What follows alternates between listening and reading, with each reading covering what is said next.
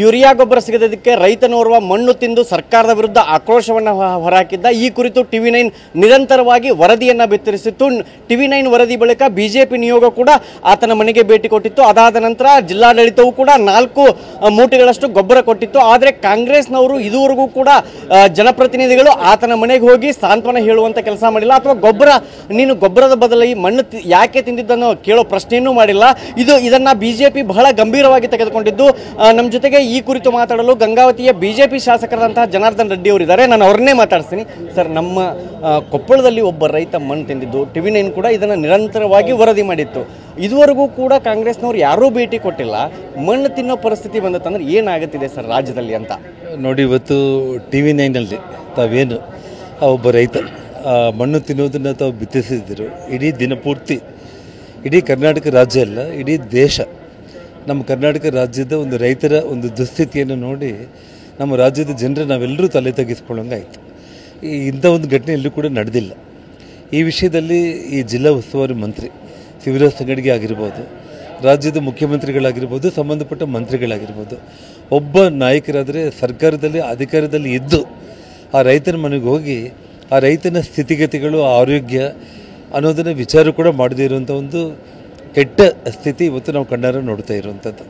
ಹಾಗಾಗಿ ಇವತ್ತು ಇಡೀ ಕೊಪ್ಪಳ ಜಿಲ್ಲೆ ರೈತರಿಗೆಲ್ಲ, ಕರ್ನಾಟಕ ರಾಜ್ಯದ ರೈತರಿಗೆ ಇವತ್ತು ಶಿವರಾಜ್ ತಂಗಡಗಿಯಿಂದ ಹಿಡಿದು ಮುಖ್ಯಮಂತ್ರಿಗಳವರೆಗೆ ಕೂಡ ಕ್ಷಮೆಯನ್ನು ಕೇಳೋದ್ರ ಮೂಲಕ ಇವತ್ತು ರೈತರ ಹಿತಾಸಕ್ತಿಗೆ ನಾವಿದ್ದೀವಿ ಅನ್ನೋಂಥ ಒಂದು ಭರವಸೆಯನ್ನು ಕೊಡಬೇಕಾಗಿರುವಂಥ ಒಂದು ಪರಿಸ್ಥಿತಿ.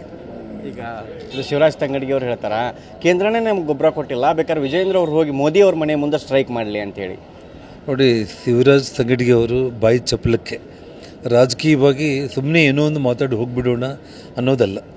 ಇವತ್ತು ಇಡೀ ದೇಶದಲ್ಲಿ, ಇಡೀ ಪ್ರಪಂಚನೇ ಸನ್ಮಾನ್ಯ ಪ್ರಧಾನಮಂತ್ರಿಗಳಾದ ನರೇಂದ್ರ ಮೋದಿ ಅವರ ಆಡಳಿತವನ್ನು ಯಾವ ರೀತಿ ಹೊಗಳ್ತಾ ಇದ್ದಾರೆ ಅನ್ನೋದನ್ನು ನಾವು ನೋಡ್ತಾ ಇದ್ದೀವಿ. ಇಡೀ ಜಗತ್ತೇ ನಿನ್ನೆ ತಾವು ಪಾರ್ಲಿಮೆಂಟಲ್ಲಿ ಪಕ್ಷಾತೀತವಾಗಿ ಎಲ್ಲ ಪ್ರಾದೇಶಿಕ ಪಕ್ಷದ ನಾಯಕರುಗಳು ಕೂಡ ಇವತ್ತು ಮೋದಿಯವರ ನಾಯಕತ್ವವನ್ನು ಯಾವ ರೀತಿ ಹೊಗಳಿದ್ದಾರೆ ಅನ್ನೋದು.